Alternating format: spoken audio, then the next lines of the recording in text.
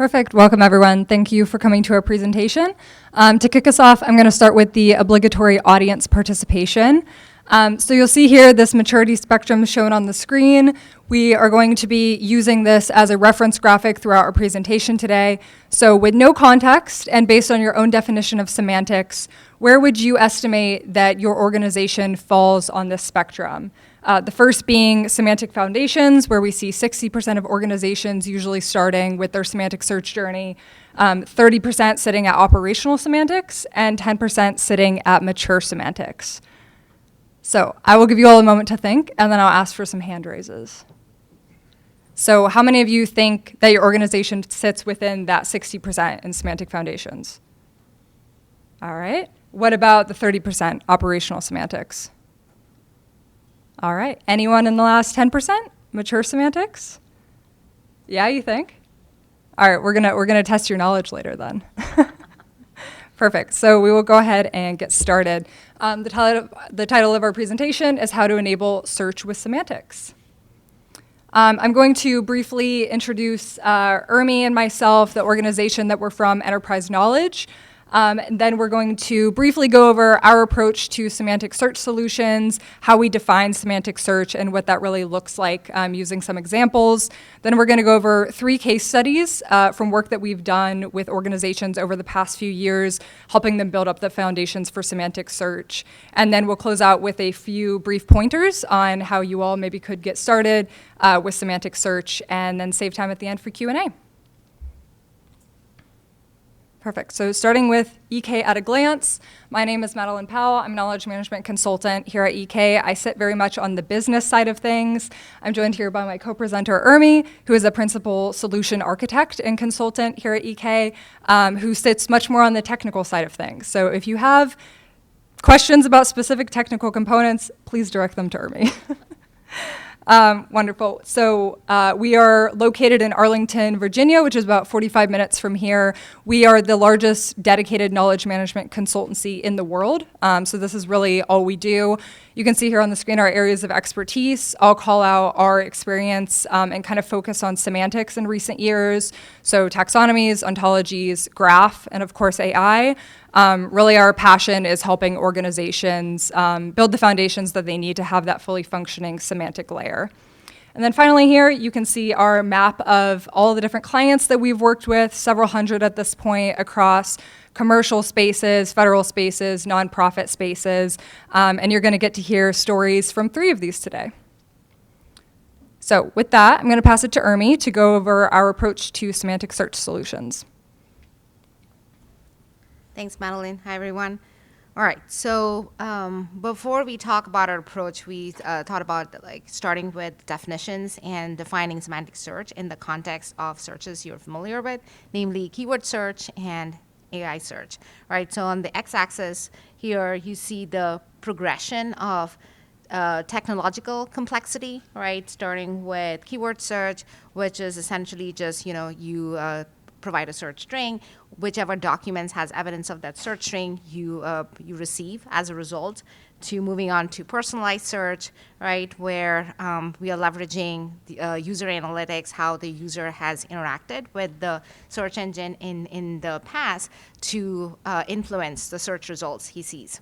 And then, of course, semantic search, where we leverage the understanding of the query, right, using information encoded in knowledge models and vector embeddings to power semantic search. And of course, everyone knows AI search these days is essentially conversational discovery, almost like ChatGPT for the enterprise, right? And you can power that using the large language models and other foundational models out there. So along the y-axis, we have, using these different search techniques, right, the increasing sophistication of user experience, right? So at the very bottom, we talked about keyword search, right? And as you introduce more and more capabilities. Oh, thank you. Sorry, thank you. Yeah, as you introduce more and more capabilities, we can support different filtering and refining by categories, personalization, recommendation, all the way up to natural language dialogue, right? So wanted to set the context of where semantic search sits in the whole ecosystem of different types of searches, right? So now that you know where semantic search sits, let's talk about some of the characteristics of semantic search, because this would be helpful for understanding the case studies that Madeleine and I will discuss in the subsequent slides.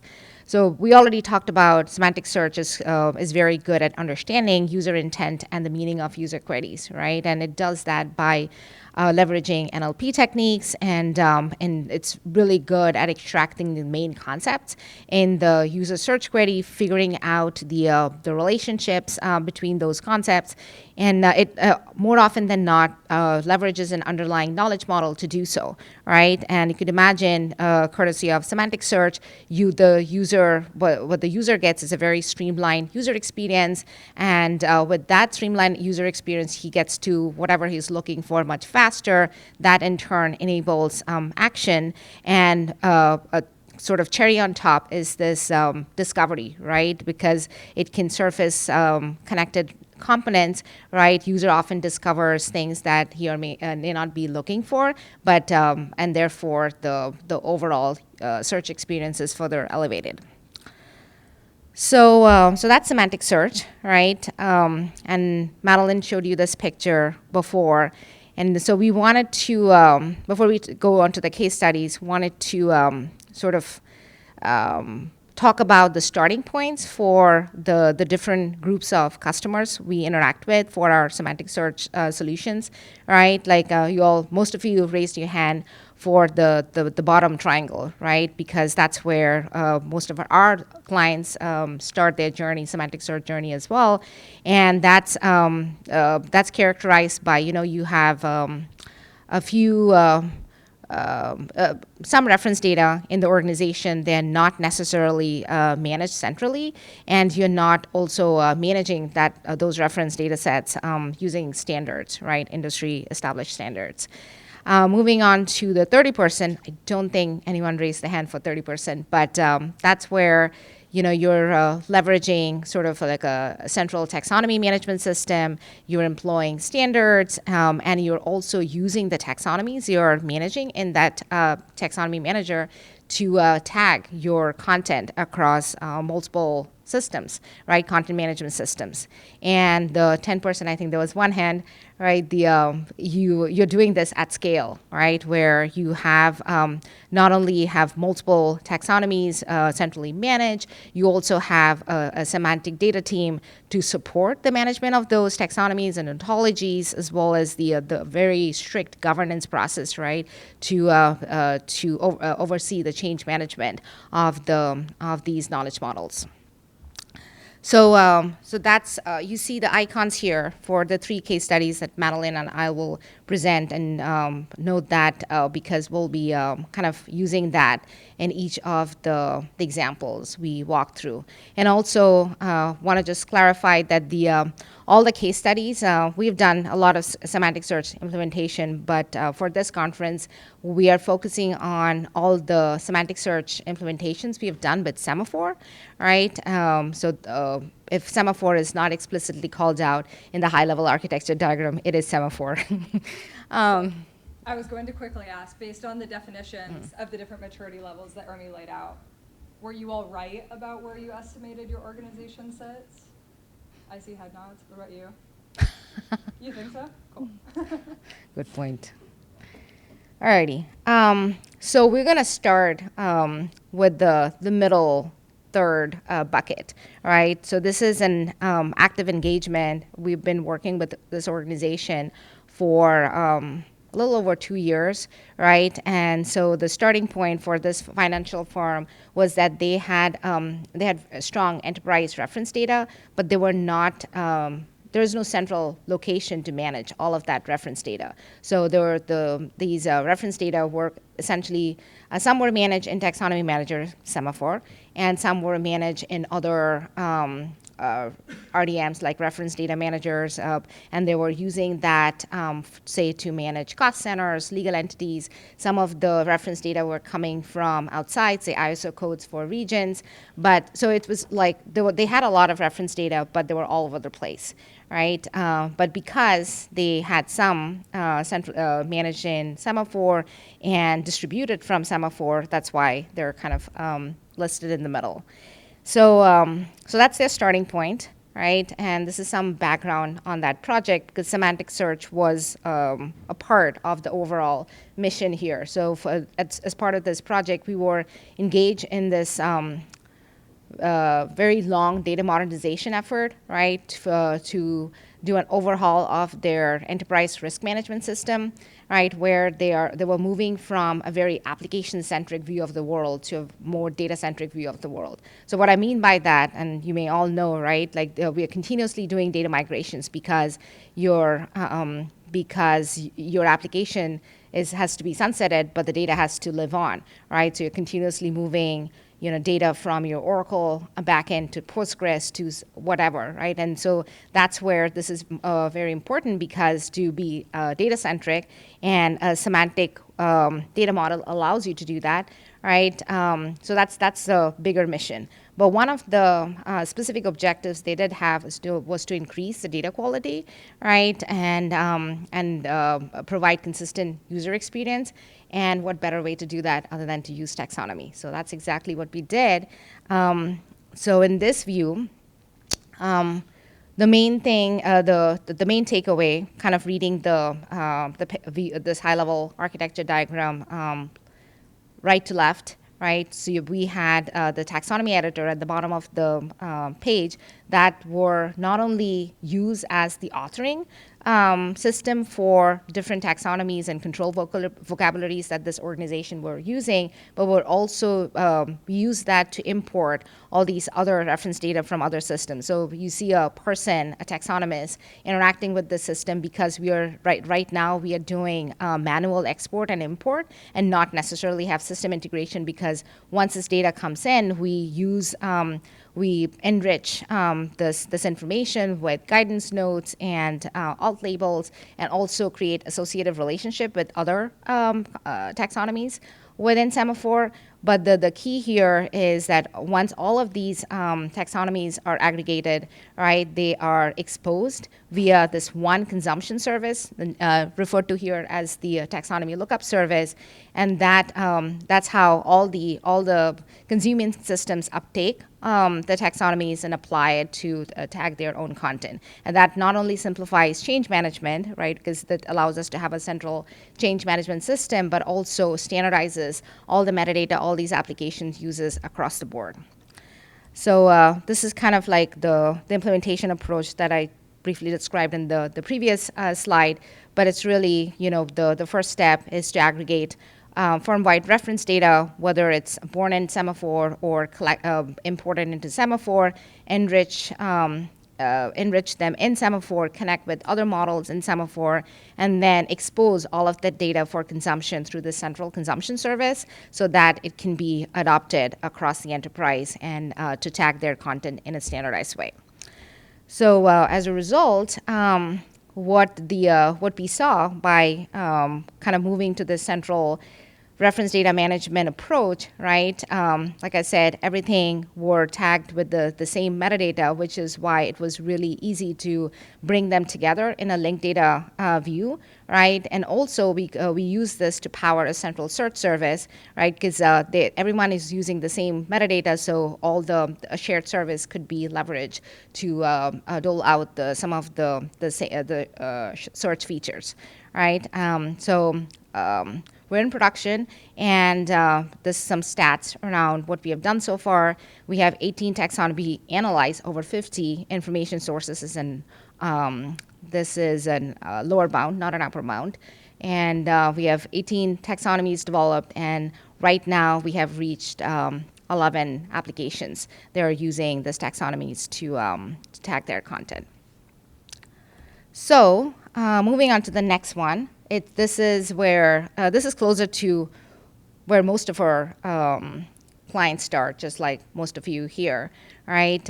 It's in the bottom half where, if you remember the definition, right, they have some reference data, but it's not centrally managed. It's not following any sort of standards, whatnot. So that's where we often start with pilots or POCs over various, well-scoped use cases, a few data sources, and to get them started on their semantic journey.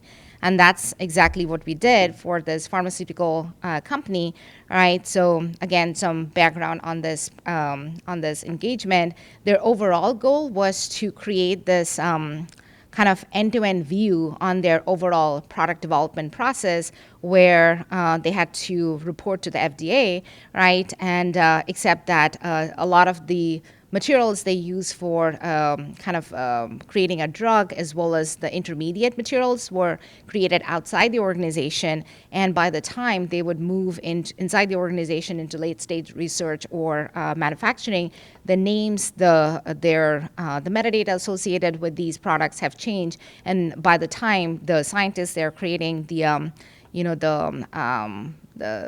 report, the regulatory reports, right? It's really hard to trace the whole journey of this product development process, right? So that's kind of they wanted to do that with this unified view, which ultimately requires a graph. But because they didn't have anything in-house, right? So one of the places we started with was to just improve their search experience through metadata enrichment, right? So that's where we started, right? So this shows a quick view of how we have leveraged Semaphore, right? So the Semaphore part is on the top of the picture. Everything else they already had in the mix, right? They had the application sources that were going into the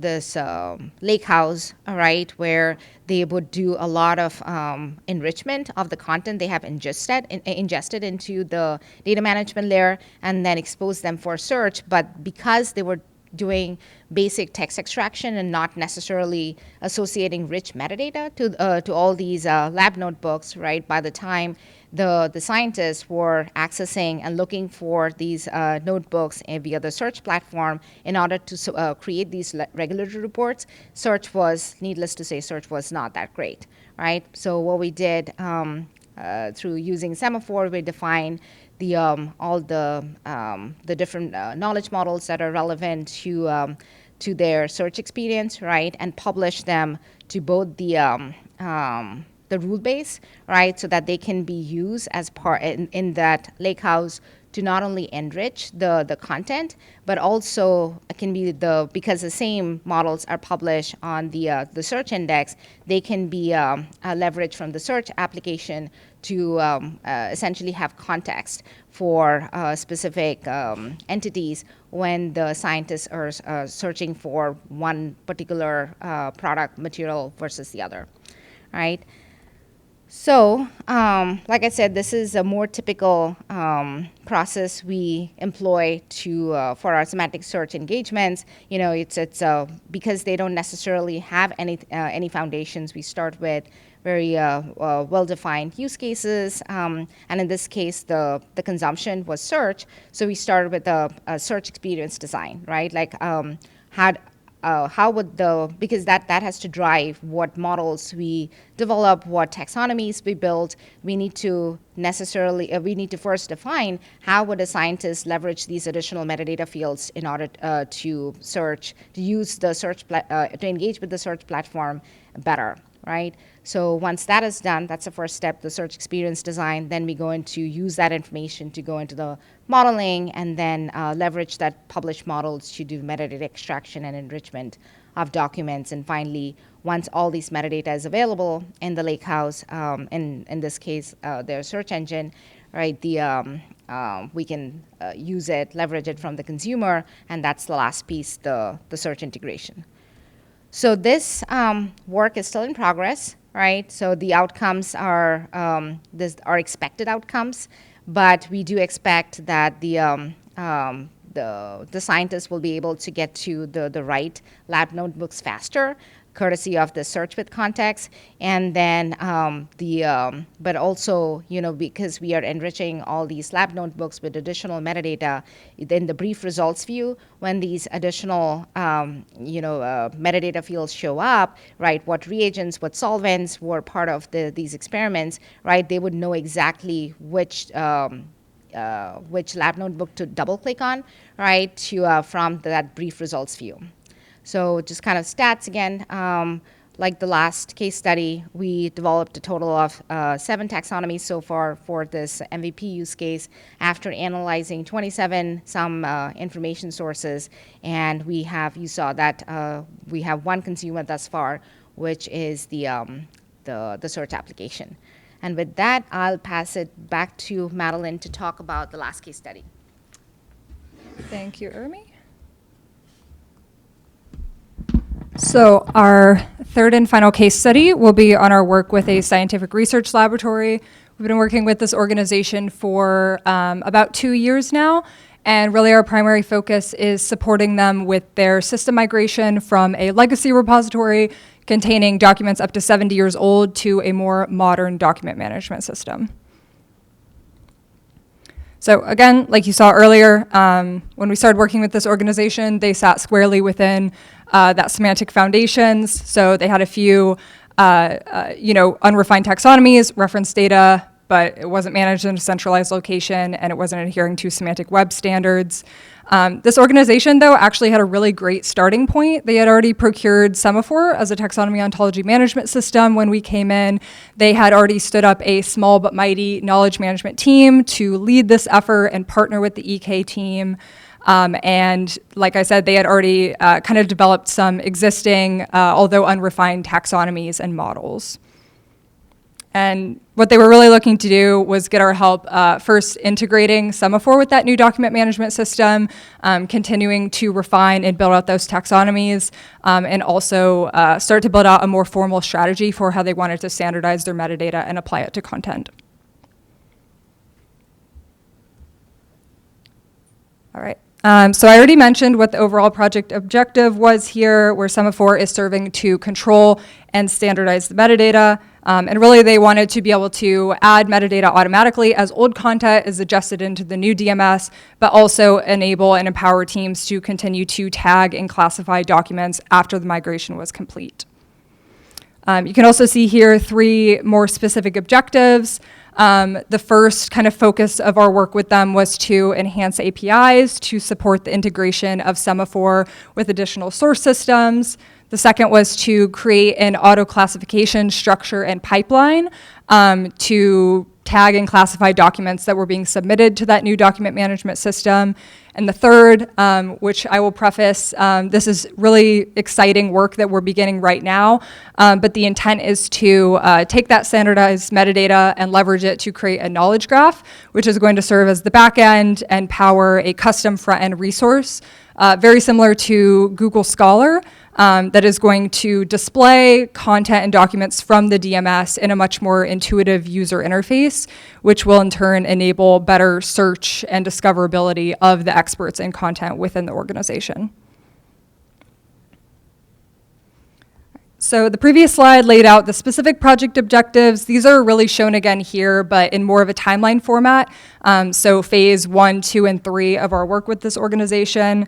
Phase 1, again, was very focused on Semaphore integration using custom APIs and also building out that formal metadata strategy.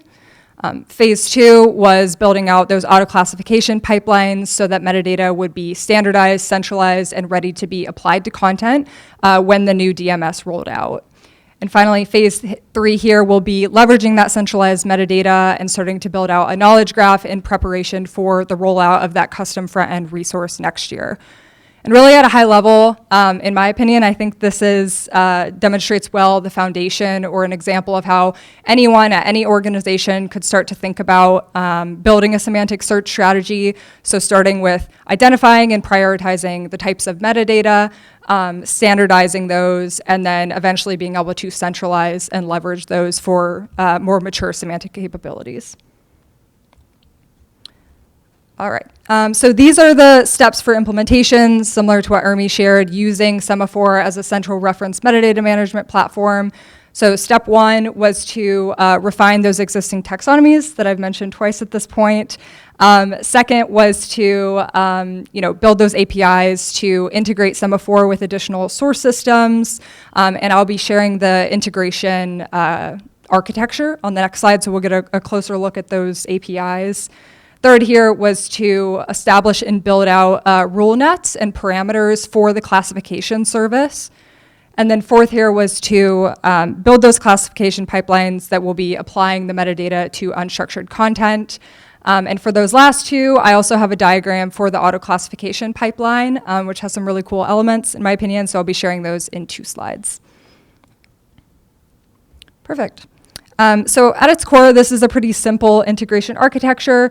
It's an API that is sitting in their environment, and it's taking requests from source systems, passing those to Semaphore, and returning what is needed in order to expedite the classification process and also enable teams and groups across the organization to use Semaphore more effectively. I'll quickly talk to the 2 API processes that are running here. So one is initiated by the DMS, one initiated by Semaphore. So the one running from the DMS to Semaphore is an information request, and the API is taking data from Semaphore in order to do what is needed to complete the request. And then the one from Semaphore back to the DMS is very similar to push notifications that you get on your phone.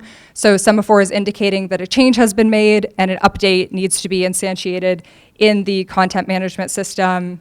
Very simply, a new tag needs to be applied to a document, an author needs to be updated, et cetera. And what's very cool is that this API, now that it's tested and standardized, it can actually be applied to other source systems to connect them with Semaphore as well. We're also going to be able to expand the classification pipeline, which I'll show on the next slide. And this is really exciting because the knowledge management team at this organization is looking to constantly get other groups involved, show them what this work can do, and really eventually build, hopefully an enterprise taxonomy and kind of an enterprise semantic layer that's going to reach all groups in the organization. All right. Next here is the high-level auto-classification architecture. So I'll call out 2 key components here that is enabling this. The first is the LLM, so the purple box here and the 3rd gray box down. Really, this is intended to summarize documents and provide an abstract that makes it easier for the classify to read and pull out keywords. This LLM also makes it easier to kind of read and work with the OCR text that's being generated from these documents, many of which, like I mentioned, are handwritten, they're scans, they're many decades old, so it can be rather difficult for the classifier without the role of this LLM. And so the LLM here is really being used as a utility tool within the overall kind of data architecture. We, of course, also use LLM as a semantic search enabler in other organizations, but I think this is a neat example of how you can use the LLM in a very simple way just to make it easier on the solution that you've created. All right, and then next here you can see the box for the classifier, so the 4th gray box down. Early developed taxonomies, those I mentioned earlier, were very focused on people at the organization, information about those people, most of them being authors, and also which groups they belong to within the organization. So we started with those taxonomies and used those as the starting point to tune the classifier and create those rule nets and parameters that I mentioned earlier. So in the last step here, we are leveraging those rule nets to extract key metadata, like the author of a document, that will be applied to all of the documents in Semaphore. So really at the end of this process, all of the taxonomies are sitting in Semaphore. All of the key metadata is co-located with its associated documents and content in the document management system. And really this is going to enable the graph to leverage all of this centralized metadata and identify connections between different entities like authors and the documents that they've created to enable a better search experience. All right, and then last slide here, what are the outcomes for this organization? Cool. What are the outcomes for this organization? It says expected, or it should say expected outcomes here, but they are expected outcomes because we're actually poised right on the launch of the document management system this week. Actually, it's happening in 2 days, which is really, really exciting, both for our organization and theirs, of course. They're going into production with a very large data set, as you can see. So this is really being applied at scale. And I think this harkens back to the really crucial role of the LLM in easing the burden on the classifier during this whole migration and classification process. So specific outcomes, metadata from Semaphore is going to be applied to over 90,000 unstructured documents during the system migration. This organization will then also have the ability to extract structured information and context with the knowledge graph from that unstructured content for more efficient data retrieval purposes and future AI applications. And then finally, that creation of a graph is going to enable better findability and discovery across all of the prioritized applications and source systems that we continue to integrate with over the next few years. All right. So with that, we're going to close out with a few key points on how to get started with semantic search. You probably could infer most of these already from what we've talked about today, but first would really be identifying the pain points, understanding the challenges that your users are facing when they're looking for information. Second would then be defining and maybe documenting those use cases and the specific features that you want your solution to include that will help to solve those challenges and alleviate pain points. Third here is to start defining and developing that conceptual model for what the solution will look like, how it will address use cases, and also identify the underlying metadata that's going to be needed to implement it. Step 4 would be to implement and instantiate that model in the metadata extraction pipeline. And then last would be to leverage the metadata, obviously, in the improved search experience, but also highlighting the importance of ongoing monitoring and evaluation to make sure that your solution is still meeting those use cases and it can be adjusted and scaled as your maturity continues to grow. All right, so now that you have heard our case studies and our stories, I wanted to ask on this slide before we officially get into the Q&A, what has been the most difficult part for you all getting started with semantics? It could be, a specific pain point like mentioned on the slide, or just could be anything. Convincing management. Ooh, good one. Now that is my role as the business side. Finding someone gullible enough to take it once it's already done. Which is what happened to us. Because everyone was smart enough to say no, I'm just kidding. We're actually super excited about it, but they did the entire taxonomy, delivered it in May, and they just assigned it to us like 2 weeks ago. By assigned, do you mean like to govern it or to use it? So we have to implement it, we have to do the entire conceptual plan, but so from May of last year until now, it just sat on the shelf. Interesting. And where does your team sit within the organization, or what's your role? Data ops. Okay. Makes sense. We're excited about it because the taxonomy's already done. I'm glad I don't have to interview the 80 team members that get to it. But Yeah, I think that's kind of the fun part. People who are excited about it and want to take it on is very challenging when everyone's already doing their day job. Yeah, absolutely. That's my opinion. But do you Well, have good luck. reviewers? Do you have any applications using those taxonomies yet? No. Oh. We get to kick all that out too. Because that's when what Madeleine said, right? You have to maintain it, right? Because you might have a term that was added to the taxonomy based on 50 information sources analysis, but it's not relevant, and so you would need to deprecate that term, take it out. So it all based on consumption, right? So that's it. Plan all that out too. Cool. We're excited.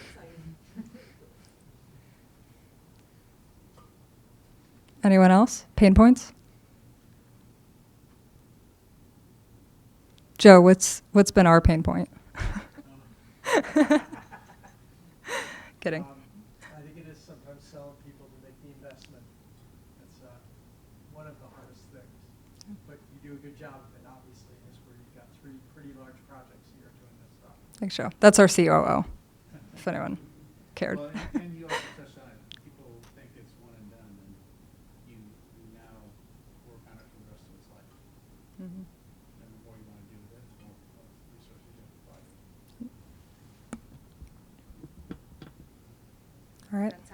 mature.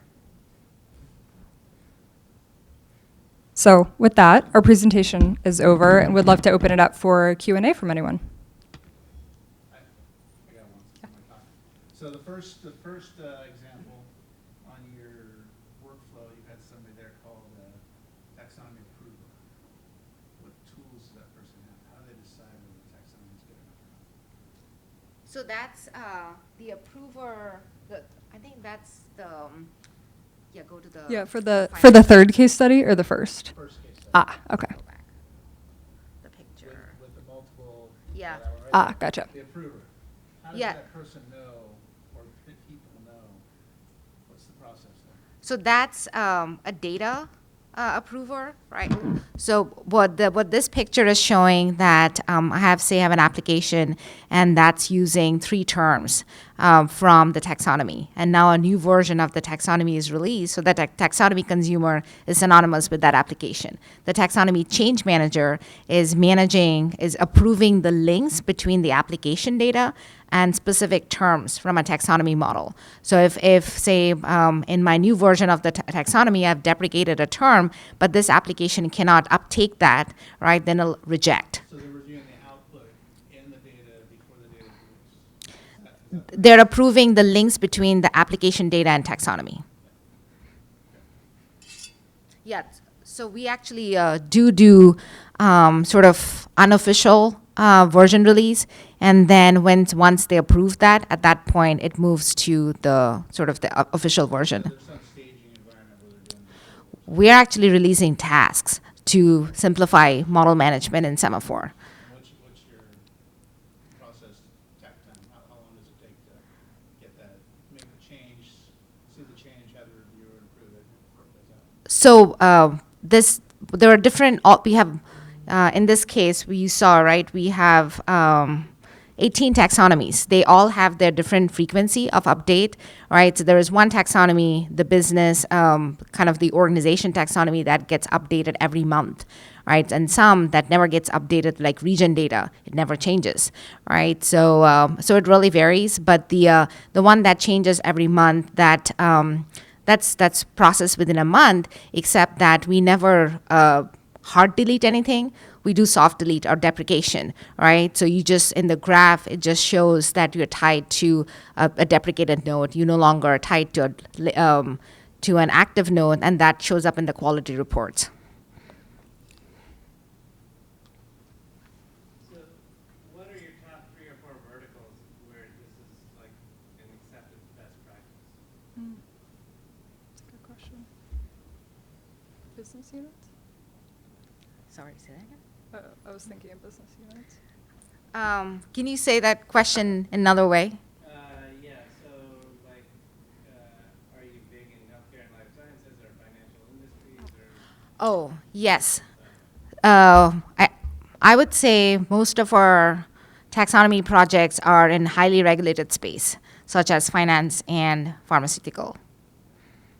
I think they benefit the most because we, more often than not, our use case is tied to regulatory reporting.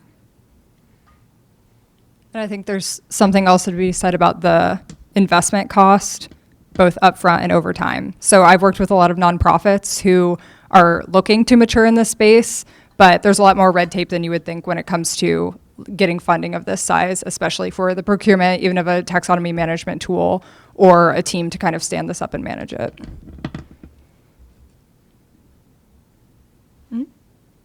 Let's say you released a version, you classified all your 100,000 documents, so but you encountered that this taxonomy is not correct. How does your rollback strategy look like? Well, I would say that I hope our taxonomy is correct. So we're very much big on SME review throughout this. So as we've been developing the parameters and the rule nets and the validation of the taxonomy and the classification service, we've also been kind of creating workbooks and sending those out to various SMEs and content authors across the organization so they can say, yes, this is correct, this is how we refer to this is the correct type of tags and information to be associated with this type of content. But you're right, it's never foolproof. So I would say that's kind of the importance of consistent iteration over time, and also creating several different taxonomies to address different areas of the organization or types of material they might be working with. Because when Urmi mentioned about soft deleting, Mm. the whole taxonomies, so now that is already soft deleted, so the tagging was already gone.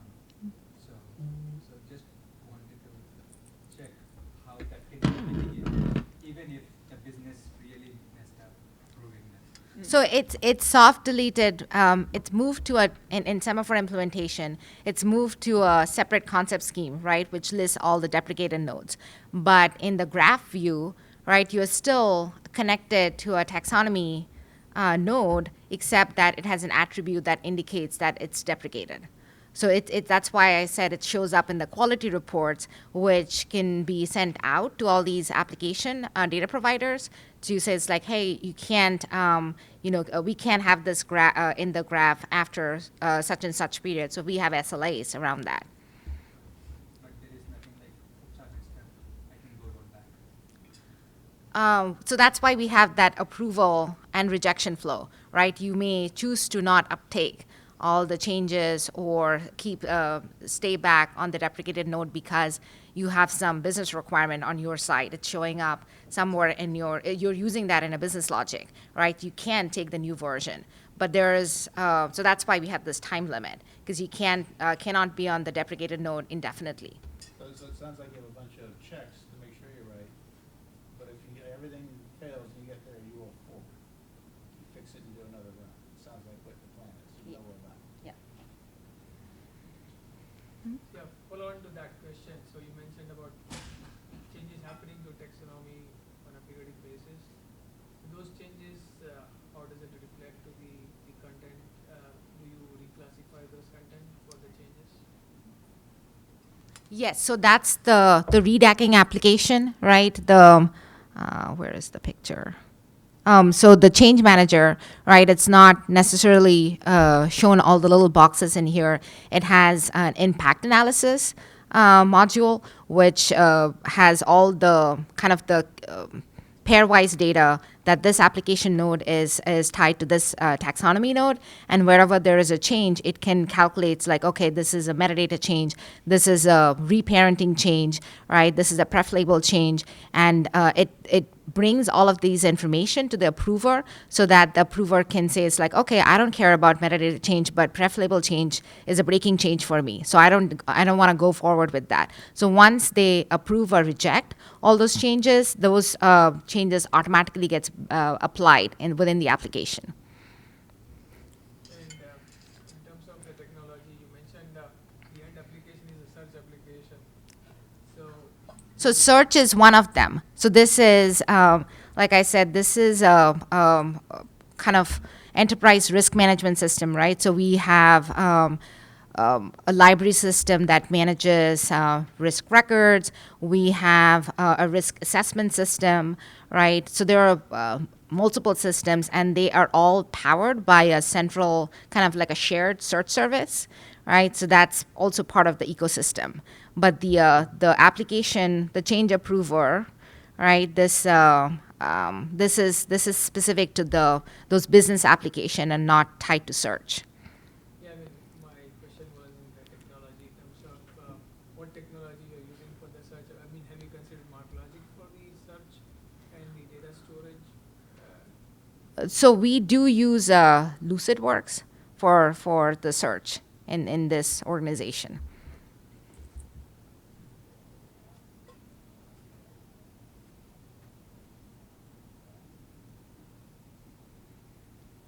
We need one more question.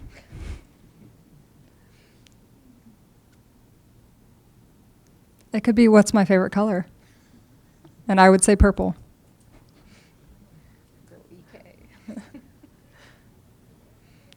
All right, then if there are no more questions, I think we will wrap it up.